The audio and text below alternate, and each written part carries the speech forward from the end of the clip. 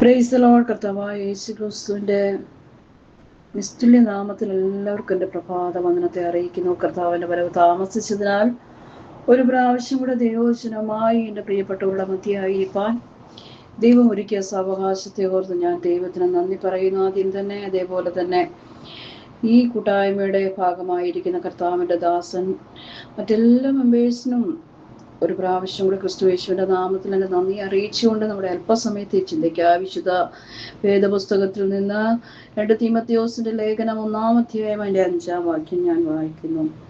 നിന്റെ മുത്തശ്ശിയായ ലോവീസിലും അമ്മയായ യുനീക്കയിലും വസിച്ചിരുന്ന കപടമില്ലാത്ത വിശ്വാസം നിന്നിലുമുണ്ടെന്ന് ഞാൻ ഉറപ്പിക്കുന്നു. 2 തീമോഥെയോസിന്റെ ലേഖനം 1-ാം അധ്യായം അതിൻ്റെ 5-ാം വാക്യമാണ് ഞാൻ വായിച്ചത്.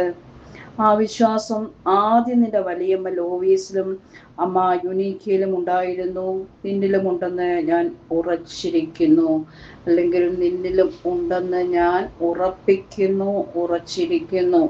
വിശുദ്ധ പൗലോസ് തീമോഥെയോസിന് എഴുതുന്ന ലേഖനത്തിൽ ഈ തീമോഥെയോസിനോട് പറയുന്നതായിട്ടാണ് നമുക്ക് തോന്നുന്നത്. നിന്റെ മുത്തശ്ശിയായ ലോവീസിലും അമ്മയായ യുനീക്കയിലും ഉണ്ടായിരുന്ന കപടമില്ലാത്ത വിശ്വാസം നിന്നിലുമുണ്ടെന്ന് ഞാൻ ഉറപ്പിച്ചിരിക്കുന്നു, അല്ലെങ്കിൽ ഉറച്ചിരിക്കുന്നു എന്ന്. പ്രിയ ദൈവമക്കളെ, ഈ ലോകത്തിൽ നാം നോക്കുമ്പോൾ നമ്മൾക്ക് എന്താണ് നമ്മുടെ തലമുറകൾക്ക് കൊടുക്കുവാനുള്ളത്? ഈ വിഷയത്തെ പറ്റി കഴിഞ്ഞ ദിവസം നമ്മുടെ ഗ്രൂപ്പിൽ ഒരു പ്രസംഗ മത്സരമായിട്ട് വെക്കുവാനിടയായി. എന്നാൽ ആ പ്രസംഗ മത്സരത്തിൽ ഒരു 5 മിനിറ്റ് എനിക്കിതിനെപ്പറ്റി സംസാരിക്കുവാനിടയായി. എന്നാൽ ഇന്ന് ഈ പ്രഭാതകാലം എനിക്ക് പ്രിയ ദൈവജനമേ നിങ്ങളോട് പറയാനുള്ളതാണ്, നമ്മുടെ കുഞ്ഞുങ്ങൾക്ക്, നമ്മുടെ തലമുറകൾക്ക് നമ്മൾക്ക് എന്താണ് പകർന്നു കൊടുക്കുവാനുള്ളത്? നമ്മുടെ ഈ ലോകത്തിലായിരിക്കുമ്പോൾ പലരും സമ്പത്തും സ്ഥാനമാനങ്ങളും ഒക്കെയും തലമുറകൾക്ക് വിട്ടുകൊടുക്കുവാൻ ശ്രമിക്കുന്നു. എന്നാൽ അതിനേക്കാളും വിലയേറിയതാണ് ഒരു വിശ്വാസം ഒരു കുഞ്ഞിൻ്റെ ഉള്ളിൽ വളർത്തിക്കൊണ്ടുവരിക എന്നുള്ളത്. ഒരു വിലയേറിയ പാരമ്പര്യമാണ് വിശ്വാസം എന്നുള്ളത്. ജീവിതത്തിൽ നാം കൊടുക്കുന്നത് പണം അവർക്ക് നഷ്ടപ്പെടാം, സമ്പത്ത് അവർക്ക് നഷ്ടപ്പെടാം, സ്ഥാനമാനങ്ങൾ അവരുടെ ഇത് നഷ്ടപ്പെടാം. എന്നാൽ നാം അവർക്ക് ദൈവത്തിലുള്ള വിശ്വാസത്തെ പകർന്നു കൊടുക്കുമ്പോൾ ഒരിക്കലും ആ തലമുറകളിന്മേൽ ലഭിച്ചിരിക്കുന്ന ആ വിശ്വാസം നഷ്ടപ്പെടാതെ ആ വിശ്വാസം തലമുറകളെ അനുഗ്രഹിക്കുന്നതായിട്ട്, അവരുടെ ആ ജീവിതം അനുഗ്രഹത്തിലേക്ക് പോകുന്നതായിട്ട് നമുക്ക് കാണുവാൻ സാധിക്കുന്നു. കാരണം യഥാർത്ഥ ഒരു വിശ്വാസം എവിടെയാണ് വെളിപ്പെടേണ്ടത്, എവിടെയാണ് ആരംഭിക്കേണ്ടത്? നാം നോക്കുകയാണെങ്കിൽ യഥാർത്ഥമായ ഒരു വിശ്വാസം നമ്മുടെ വീട്ടിൽ വേണം ആരംഭിക്കുവാന്.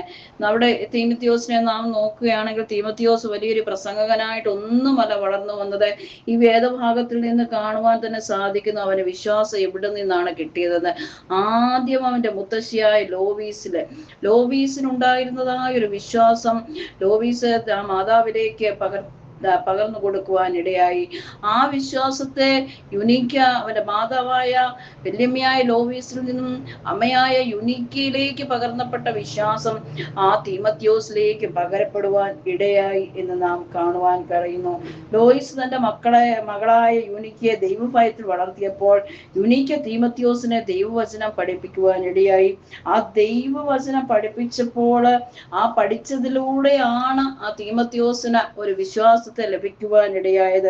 അതിനാലാണ് വിശുദ്ധ പൗലോസ് ഇപ്രകാരം പറഞ്ഞത്, ആ വിശ്വാസം ഇപ്പോൾ നിന്നിലുമുണ്ടെന്ന്. കുട്ടികൾ ആദ്യം കേൾക്കുന്നത് നമ്മുടെ വാക്കുകളല്ല, അവർ കാണുന്നത് നമ്മുടെ ജീവിതമാണ്. ഓരോ കുഞ്ഞുങ്ങളെയും നാം നോക്കുകയാണെങ്കിൽ അവര് നമ്മളെ കാണുമ്പോൾ നമ്മുടെ വാക്കുകളല്ല അവർ കേൾക്കുന്നത്, നമ്മുടെ പ്രവൃത്തിയാണ് അവർ നോക്കുന്നത്. നമ്മുടെ പ്രവൃത്തി എങ്ങനെയുണ്ട്, നമ്മുടെ വിശ്വാസം എങ്ങനെയുണ്ട്, നാം എങ്ങനെ ആയിരിക്കുമെന്നാണ്. ഇപ്പോഴത്തെ തലമുറകളുടെ കാര്യം ഒന്നും പറയണ്ട. ഇപ്പോഴത്തെ തലമുറകളൊക്കെയും നമ്മളെ പകർത്തി നമ്മൾ പോലും അറിയത്തില്ല നമ്മുടെ കുഞ്ഞുങ്ങൾ നമ്മളെ വീക്ഷിക്കുന്നത്. എന്നാൽ ഇവിടെ ഞാൻ പൗലോസ് പറയുന്നത് പോലെ ആ വിശ്വാസം ഇപ്പോൾ നിന്നിലുമുണ്ട്. വിശ്വാസം വാക്കുകളുടെ അല്ല, നമ്മുടെ ജീവിതത്തിലൂടെ നമ്മുടെ തലമുറകൾക്ക് പകർന്നു കൊടുക്കുവാൻ ഇടയാകണം. ആവർത്തന പുസ്തകം 6-ാം അധ്യായത്തിന്റെ 6-7 വാക്യങ്ങൾ വായിക്കുമ്പോൾ ഇങ്ങനെ കാണുന്നു: വീട്ടിലിരിക്കുമ്പോഴും വഴിയിൽ നടക്കുമ്പോഴും കിടക്കുമ്പോഴും എഴുന്നേൽക്കുമ്പോഴും മക്കളെ ദൈവവചനം പഠിപ്പിക്കണമെന്ന്.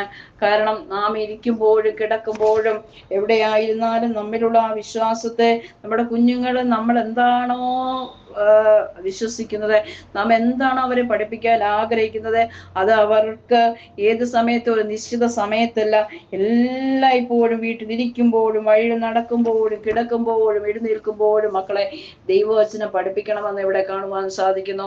നാം നോക്കുകയാണെങ്കിൽ നമ്മുടെ ജീവിതത്തിലെ ഒരാഴ്ചക്കാലം സമയമുണ്ട്. നാം ഒരാഴ്ചക്കാലം ഒന്നും പ്രവർത്തിക്കാതെ ഒന്നും പറയാതെ ഞായറാഴ്ച ബൈബിള് എടുത്തോടെ ഞായറാഴ്ച മാത്രം ജീവിക്കാനുള്ളതും വിശ്വാസം കാട്ടാനും ഉള്ളതുമല്ല. ദിവസവും പ്രാർത്ഥിക്കുന്ന മാതാപിതാക്കളായിരിക്കണം, ദിവസവും ബൈബിൾ വായിക്കുന്ന കുടുംബമായിരിക്കണം, സത്യസന്ധത പാലിക്കുന്ന ഒരു ജീവിതം നമുക്കുണ്ടായിരിക്കണം. ഇവയൊക്കെയാണ് നമ്മുടെ തലമുറകൾ നമ്മിൽ നിന്ന് കണ്ട് പഠിക്കേണ്ടത്. ഇവയാണ് അടുത്ത തലമുറയെ രൂപാന്തരപ്പെടുത്തിയെടുക്കുന്നത്. ഒരു അബ്രഹാമിന്റെ വിശ്വാസം നാം നോക്കുകയാണെങ്കിൽ തലമുറകളെ അനുഗ്രഹിക്കപ്പെടുവാനിടയായി. ദൈവം അബ്രഹാമിനോട് ഇപ്രകാരമാണ് പറഞ്ഞത്, നിന്നിൽ ഭൂമിയിലെ സകല ഗോത്രമുള്ള അനുഗ്രഹിക്കപ്പെടും. ഒരു മനുഷ്യന്റെ അനുസരണം ഇസഹാക്കിനെയും യാക്കോബിനെയും ഇസ്രായേൽ ജനതയെയും ഒരു അനുഗ്രഹിക്കുവാനുള്ള കാരണമായി തീർന്നു. എന്തുകൊണ്ട്? അബ്രഹാം വിശ്വസിച്ചു, അത് അവന് നീതിയായി കണക്കിട്ടു. അത് അവന്റെ തലമുറകൾക്ക് പോലും ആ നന്മ ലഭിക്കത്തക്ക, ഒരു ഇസ്രായേൽ ജനതയ്ക്ക് പോലും നന്മ ലഭിക്കത്തക്കവണ്ണം അവനെ ആ അനുസരണം നീതിയായി കണക്കിട്ടത്, അവിശ്വാസം നീതിയായി കണക്കിട്ടത് നാം കാണുവാൻ സാധിക്കുന്നു. ഒരു വിശ്വാസിയുടെ ജീവിതം എന്ന് പറയുന്നത് ദൈവത്തിന്റെ വലിയ ഒരു പദ്ധതിയുടെ ഭാഗമാണ്. വിശ്വാസം ഇല്ലായ്മയും തലമുറകളെ ബാധിക്കുന്നുണ്ട്. വിശ്വാസം ഇല്ലായ്മ എങ്ങനെ തലമുറകളെ ബാധിക്കും? വിശുദ്ധ ബൈബിൾ നോക്കുകയാണെങ്കിൽ ശമൂവേൽ പ്രവാചകന്റെ പുസ്തകത്തിൽ നാം ഏലിയുടെ കുടുംബത്തെ നോക്കുവാണെങ്കിൽ ഏലിയുടെ കുടുംബം നമുക്കൊരു മുന്നറിയിപ്പാണ്. മക്കളെ തിരുത്താതിരുന്നു കഴിഞ്ഞാല്, ഏലി മക്കളെ തിരുത്താൻ പോയില്ല, മക്കളെ തിരുത്താതിരുന്നത് കൊണ്ട് എന്തു പറ്റി? ആ ഏലിയുടെ കുടുംബം അത് അവരുടെ തലമുറകളെ ശാപത്തിലേക്ക് വീഴുവാനിടയായി. നമ്മുടെ ആത്മീയ അലംഭാവം നമ്മുടെ മക്കളെ ബാധിക്കുവാനിടയാകും. അതുകൊണ്ട് പ്രിയമുള്ളവരെ, നമ്മൾ ആത്മീയത്തിൽ അലംഭാവം കാണിക്കാതെ വിശ്വാസത്തോടു കൂടിയുള്ള ജീവിതം നമ്മുടെ കുഞ്ഞുങ്ങൾക്ക് കാണിച്ചു കൊടുക്കുവാൻ ഇടയാകട്ടെ. ഇന്ന് നാം എന്ത് പാരമ്പര്യമാണ് നമ്മുടെ തലമുറകൾക്ക് വേണ്ടി പകർന്നു കൊടുക്കുന്നത്? എന്താണ് നമ്മുടെ തലമുറകൾക്ക് കാണിച്ചു കൊടുക്കുവാനുള്ളത്? നമ്മൾ കുറെ പണമോ പ്രശസ്തിയോ ഒന്നും അവർക്ക് കൊടുത്തിട്ടൊന്നും കാര്യമില്ല. അവർക്ക് നാം കൊടുക്കേണ്ടത്, അവര് നമ്മളെ കാണുമ്പോൾ എന്താണ് നമ്മുടെ കുഞ്ഞുങ്ങൾ നമ്മളെ കാണുമ്പോൾ ഓർക്കേണ്ടത്?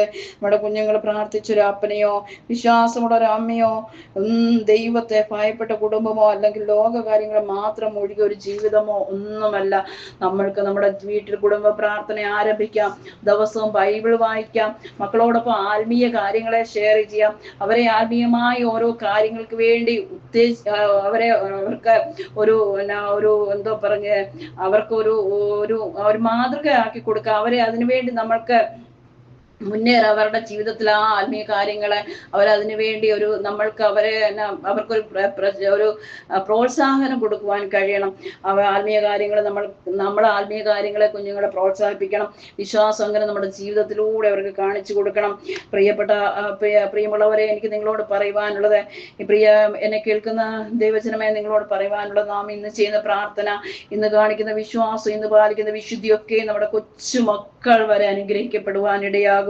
അതിന് കാരണമായി തീരും. നമ്മുടെ വിശ്വാസം മൂലം നമ്മുടെ തലമുറകൾ വരെയും അനുഗ്രഹിക്കപ്പെടുവാൻ, നമ്മുടെ കുഞ്ഞു തലമുറകൾ വരെയും നമ്മുടെ കൊച്ചുമക്കൾ വരെയും അനുഗ്രഹിക്കപ്പെടുവാൻ കാരണമാകും.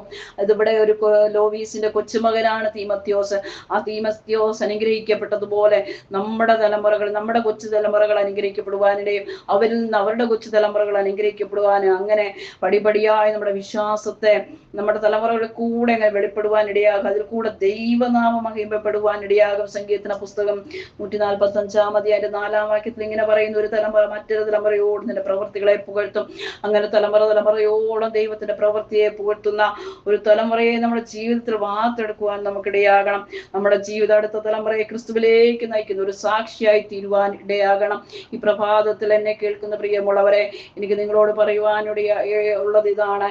നമ്മുടെ ജീവിതം കണ്ട് നമ്മളെ ഒരു ലോവീസ് പകർന്ന ജീവിതം ഒരു യൂനിക്കിലേക്ക് പ്രാപിച്ചതുപോലെ, തീമത്യോസിലേക്ക് ആ വിശ്വാസം വന്നതുപോലെ നമ്മുടെ ജീവിതം അടുത്ത തലമുറയെ ക്രിസ്തുവിലേക്ക് നയിക്കുന്ന ഒരു സാക്ഷിയാക്കട്ടെ എന്നുള്ള ആഹ്വാനത്തോടെ എൻ്റെ പ്രഭാത സന്ദേശത്തിൽ നിന്ന് ഞാൻ വിരമിക്കുന്നു.